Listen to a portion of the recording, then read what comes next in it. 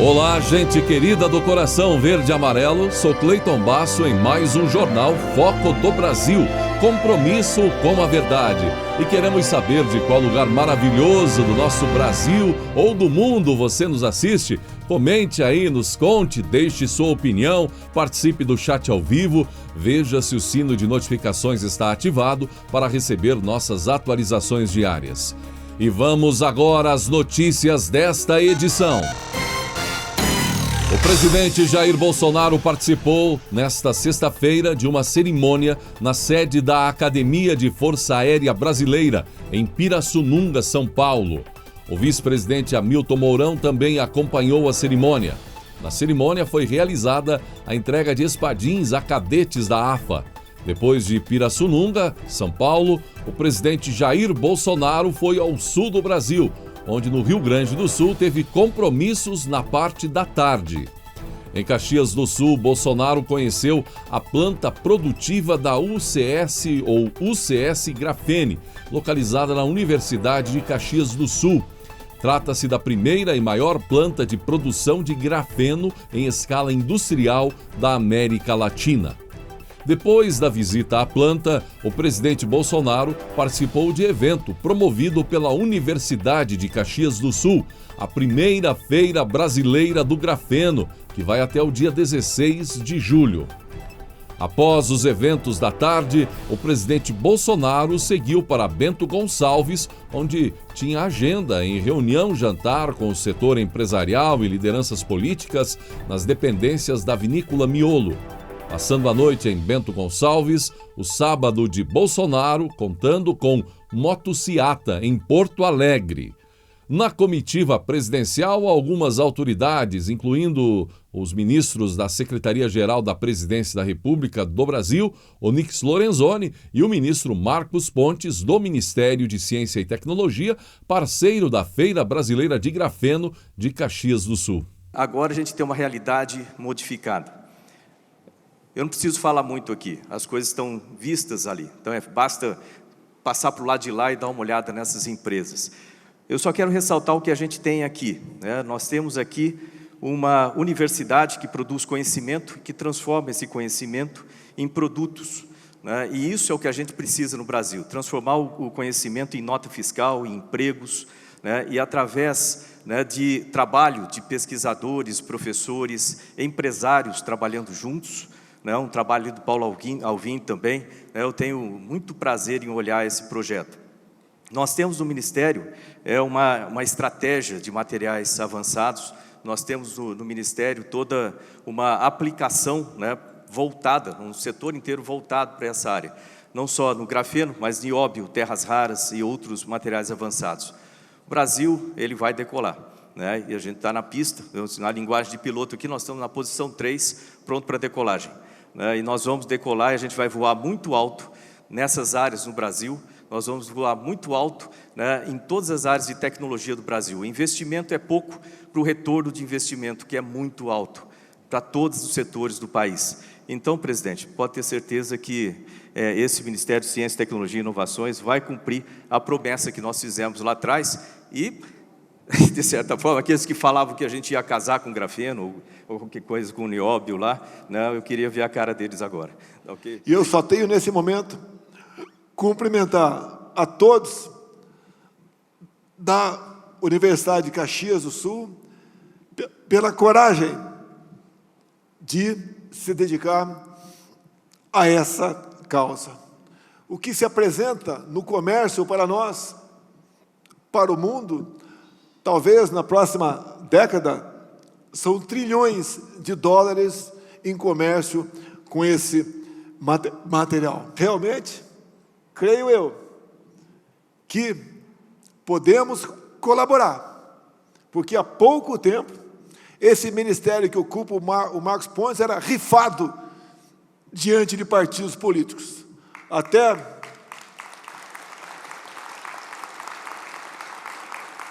o último ministro que ocupou essa pasta não sabia a diferença de gravidade para a gravidez, e estava lá. É cômico se não fosse trágico. as pressões que eu enfrento, fique tranquilo. O meu couro é grosso. Fizemos um ministério invejável. Quando alguns falam em eleições, eu quero que analisem os ministros que eu indiquei, enfrentando pressões, e os ministros que os antecederam, como os que estão aqui, não tinha como o Brasil dar certo no passado. Hoje nós sonhamos com isso, ou mais do que isso, temos a certeza que podemos mudar o Brasil.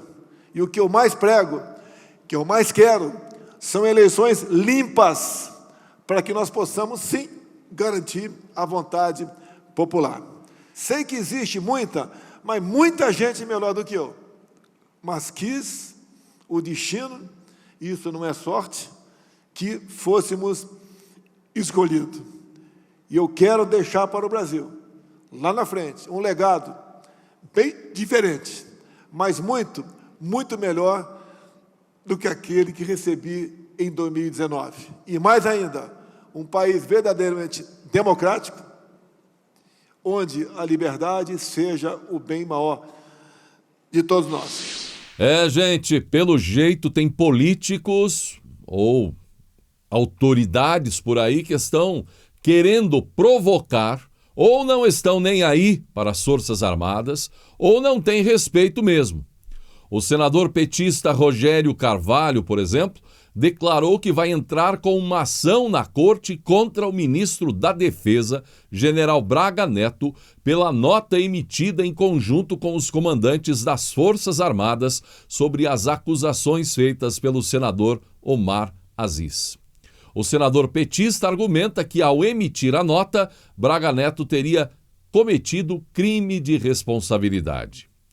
Quem saiu batendo também nas Forças Armadas foi o ex-ministro da Saúde, Henrique Mandetta, que afirmou que os militares não são cúmplices, são coautores, em referência à suposta questão aí envolvendo Covaxin, envolvendo a questão de vacinas e tal, e uma eventual corrupção. Além deles, outras manifestações ocorreram no mesmo tom, sempre sem provas, não é? Como se costuma dizer por aí. Já o comandante da Aeronáutica, o tenente brigadeiro do ar Carlos de Almeida Batista Júnior, disse ao jornal O Globo que a nota do Ministério da Defesa, divulgada nessa semana, foi voltada pessoalmente ao senador Omar Aziz, presidente da CPI da Covid. No entanto, o comandante falou também em alerta às instituições. Cada instituição do país tem a obrigação de se preocupar com a democracia e o respeito às instituições.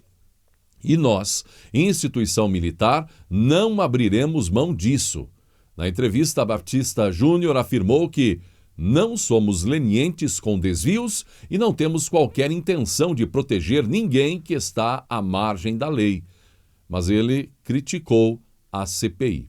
Aquilo lá é investigação? O povo tem de responder. O tenente brigadeiro do ar ainda mandou o recado para Aziz. Nós não enviaremos 50 notas para ele. É apenas essa. Em relação ao que Omar Aziz disse que as Forças Armadas poderiam fazer 50 notas como a que foi feita nesta semana. E nesta sexta-feira, dia 9, a CPI da Covid-19 ouviu William Amorim Santana, servidor da Divisão de Importação do Ministério da Saúde, que disse ter encontrado erros no processo de compra da vacina Covaxin.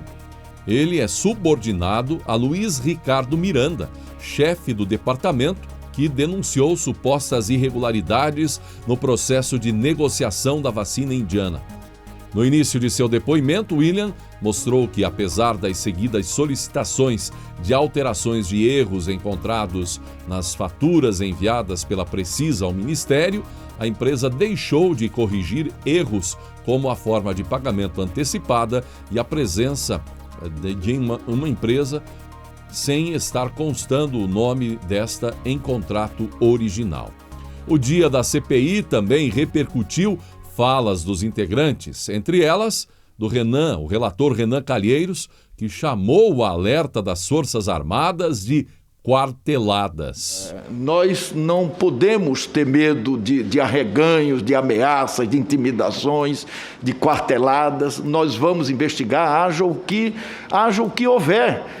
Pois é, gente, e assim foi mais uma semana de muito ruído, barulho e confusões em Brasília.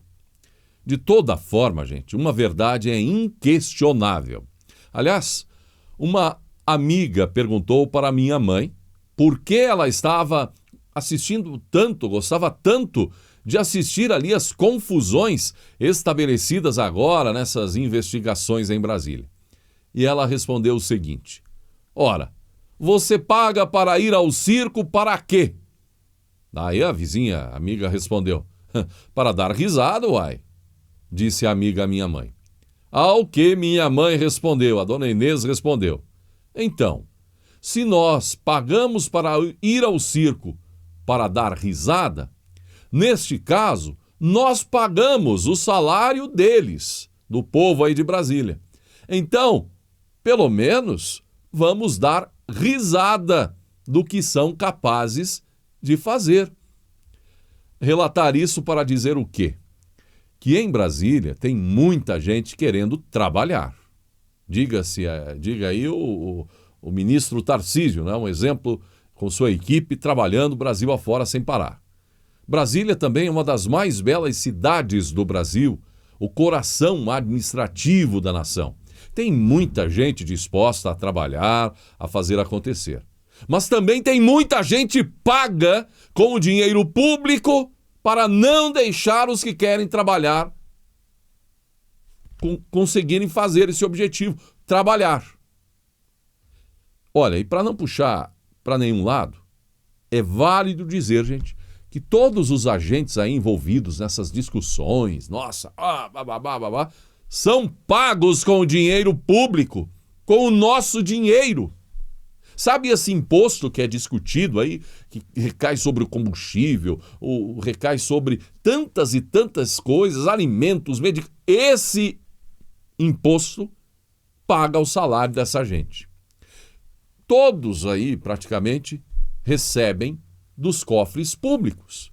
Recebem alguns dos melhores salários do país. E até mesmo os que já não moram em Brasília, mas querem voltar, estão pleiteando a volta à capital, ao poder, também recebem dinheiro público. É o caso de Lula, que recebe como anistiado político cerca de R$6.000 por mês. Então, os principais, a maioria absoluta dos personagens políticos que fazem todo esse banzé, recebem todo mês o alto salário, o poupudo salário, o bom salário pago com o dinheiro dos nossos impostos. Então é verdade, nós pagamos praticamente todos, e segundo minha mãe, pelo menos para dar risada, esse dinheiro precisa servir. Mas dá também para fazer chorar, sabia? Já vimos agora que o Senado pretende gastar R$500 milhão para remobiliar alguns apartamentos dos senadores, entre eles do próprio presidente do Senado. Agora, isso não é fake news, hein? Não é ataque à instituição, pelo amor de Deus. Defendemos o Senado, a Câmara. É apenas uma informação. Agora o Senado abriu um pregão eletrônico de prestação de serviços de lavanderia para as residências dos senadores e do presidente Rodrigo Pacheco, além das áreas administrativas e legislativas da casa. O custo total estimado para o serviço é de até R$ 61.448,85. Vence a licitação a companhia que cobrar o menor preço. Então tá aí, hoje 65 senadores ocupam imóveis funcionais em Brasília, sendo 64 apartamentos e uma residência da presidência. Os que não ocupam essas moradias podem ter um auxílio moradia de R$ 5.500 mensais. E assim vai, não é? Brasília custa caro e toda essa discussão política mais caro ainda porque paralisa o Brasil. e os que querem trabalhar em Brasília. E se fosse só Brasília, mas isso vai a cada estado brasileiro e a cada município. E reformas, e avanços, e gente falando em cortar gastos, só o corte para o que cabe ao povo, não é? Sobre modernização desse país. Ora, o presidente aí desesperado, é pressão para tudo quanto é lado, não é? É situação difícil mesmo. E a gente vê toda essa bandalheira política em Brasília, a dança dos políticos patrocinados com o dinheiro público. Quem manda são eles, quem paga somos nós. Essa é a grande realidade dos fatos. E olha, minha gente, digo de novo, ao falar isso, posso ser taxado como um que ataca a democracia brasileira. Ora, bolas, gente. E sabe quem que pode taxar isso? Aqueles que recebem também poupudos salários no final do mês. Nós estamos aqui para defender o Senado, a Câmara, o governo, as instituições, a Corte. Desde que parem com tanta palhaçada contra o povo brasileiro. Por que a justiça tem tão pouco crédito nesse país? Ora, bolas! Só o povo é que vê? Não é ataque à democracia coisa nenhuma. É um pedido, um clamor por justiça, por vergonha na cara, que o povo brasileiro gostaria de fazer, que você que está assistindo a esse vídeo gostaria de fazer, mas que não tem a oportunidade que estou tendo aqui. Gente, o que é isso? É imprensa, é ataque, é isso e aquilo. Onde estamos indo ao longo de décadas neste país? Vamos deixar os que querem trabalhar, trabalhar. Se tiver ladrão, corrupto, que pague o preço em Brasília. Que pague o preço. Mas nós, o povo brasileiro, queremos resultados. Mais de 110 milhões de doses de vacinas contra a Covid-19 já foram aplicadas no Brasil, o que significa que mais da metade da população vacinável já recebeu pelo menos uma dose do imunizante, ou seja, mais de 80 milhões de pessoas. No país, considera-se público vacinável pessoas maiores de 18 anos, correspondendo a cerca de 160 milhões de brasileiros. Já foram distribuídas pelo Ministério da Saúde mais 143 milhões de doses de vacinas para os estados e o Distrito Federal, possibilitando a imunização de 100% dos grupos prioritários da campanha, com pelo menos uma dose da vacina. O ministro da Saúde, Marcelo Queiroga, disse que essa marca vai além dos números. Os efeitos da nossa campanha de vacinação podem ser percebidos na redução de óbitos e de internações decorrentes da doença. Estamos no caminho certo para salvar cada vez mais vidas. O ministro ressaltou a importância de a população completar o esquema vacinal com as 2 doses do imunizante, ou dos imunizantes. A melhor vacina é aquela aplicada no braço do brasileiro. E para que ela tenha o efeito desejado, é preciso que a pessoa vá até o local de vacinação no prazo correto e tome a 2ª dose. Só assim a imunização estará completa, disse Queiroga. O decreto presidencial que concede aposentadoria ao ministro da Corte, Marco Aurélio Mello, foi publicado no Diário Oficial da União nesta sexta, dia 9. A aposentadoria do ministro já estava prevista pelo fato de ele estar completando 75 anos de idade. Marco Aurélio, que ingressou na Corte em 13 de junho de 1990 e foi presidente da Corte entre 2001 e 2003. Nesse período, por estar na linha sucessória, exerceu a presidência da República em 4 oportunidades. Numa delas, sancionou a lei que criou a TV Justiça em 2002. Desde então, os julgamentos no plenário passaram a ser transmitidos ao vivo. Ele também foi presidente do Tribunal Superior Eleitoral por 3 vezes, uma delas durante as eleições municipais de 1996, a primeira realizada integralmente utilizando urnas eletrônicas. E argentinos respondem à jornalista do Grupo Globo que afirmou torcer pela Argentina na final da Copa América. Até aqui entrou a questão política e a imparcialidade, entre aspas, digo, da imprensa brasileira, ou de parte da imprensa brasileira. Não precisamos, foi a resposta dos argentinos à jornalista do Globo. A jornalista do Grupo Globo, Fabiola Andrade, afirmou que iria torcer pela Argentina no final da Copa América por justiça. De acordo com a repórter, o merecedor do título é Messi e seria incorreto ele não vencer. Porém, os argentinos não gostaram da atitude da repórter. Um perfil do Boca Júnior disse que não precisava do apoio da jornalista e ela deveria torcer para a sua seleção.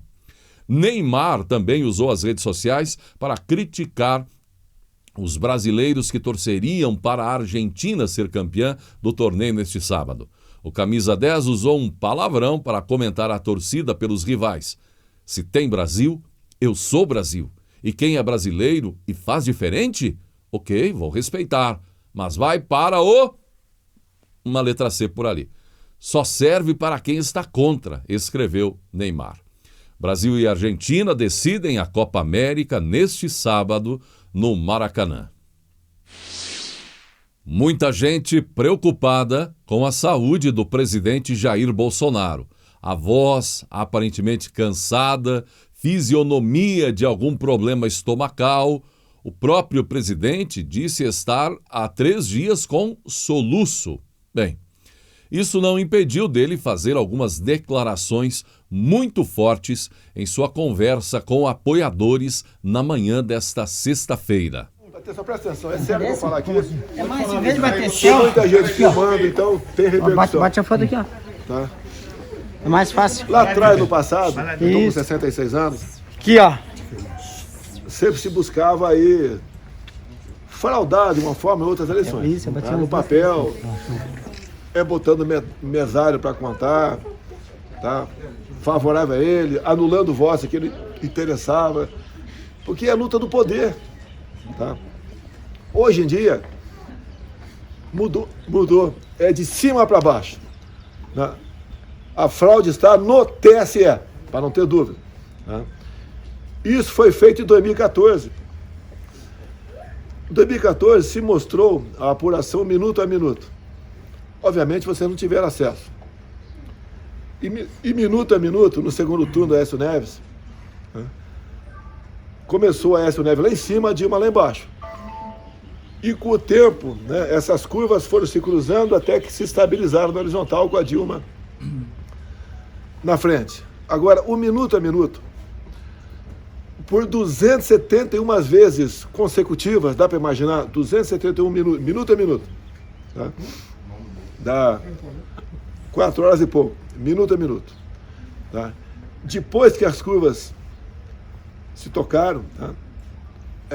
Ou melhor, momentos antes da curva se tocar, era Dilma ganhou, Aécio ganhou, Dilma ganhou, Aécio ganhou, por 271 vezes. É você jogar uma moeda 271 para cima, da cara, coroa, cara, coroa, cara, coroa. E isso deve ser a quantidade de átomos aqui na Terra. Então isso é fraude. Não tenho medo de eleições. Entrego a faixa para quem ganhar. No voto auditável e confiável. Dessa forma, corremos o risco de não termos eleições no ano que vem. Porque é o futuro de vocês que está em jogo. Se essa cambada voltar ao poder, não estou culpando todo o servidor do TSE, mas a cabeça ali tem algo, porque eles não querem o voto auditável. Se nós queremos uma maneira a mais de mostrar transparência, por que o Barroso é contra? Ministro do Supremo Tribunal Federal. Uma vergonha! Esse voto já foi votado, presidente. Já está certo quem vai ser presidente ano que vem. Já está certo quem vai ser. Como está aí? A gente vai deixar entregar isso? O que nós temos? Não vamos deixar. Nós estamos transparência. Eu acho que cada dia que passa, vocês estão se conscientizando mais. O que está em jogo? Como é que justifica um país maravilhoso como esse aqui, que tem tudo, viver grande parte da população na miséria, viver de 20 milhões de pessoas com programas sociais? Não se justifica. Então nós temos que conscientizar quem está do nosso lado para não deixar acontecer isso. Se as eleições, essa eletrônica, senhor Barroso, fossem honestas, né, pela tecnologia, porque o Japão não faz a mesma coisa, a Coreia do Sul. Por que 3 ou 4 países fazem isso no mundo? Por que o mundo não adota isso aí? Será que nós somos os melhores em tecnologia? Está na cara que aqui é voltar a quadrilha de sempre para o poder. Chegamos ao final desta edição do Jornal Foco do Brasil. Gratidão pela sua atenção. Um ótimo sábado e que Deus abençoe a você e a sua família.